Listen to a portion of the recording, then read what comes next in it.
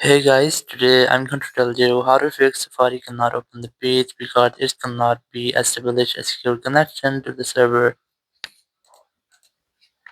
If you're using Safari and you're facing the issue that you're unable to open any page, so let's see some possible fixes for this. So the very first thing, you just have to make sure that you have a stable and a strongest network connection. You can also try to open any other website.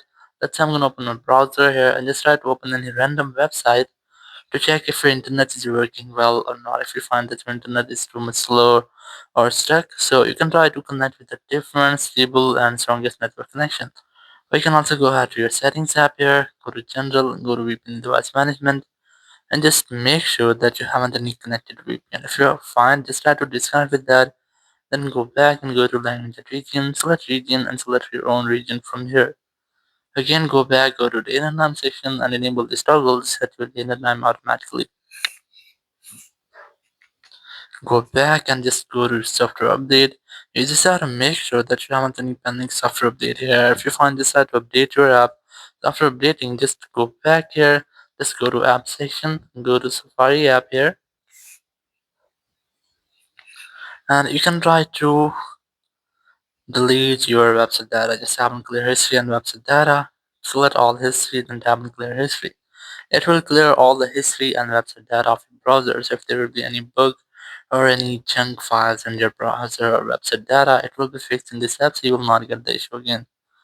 So after clearing your website history, I recommend just try to make a force restart before you retry. Now to do this, just quickly press and raise the volume up and volume down and press and hold the power button and wait for your phone until the screen goes fully black.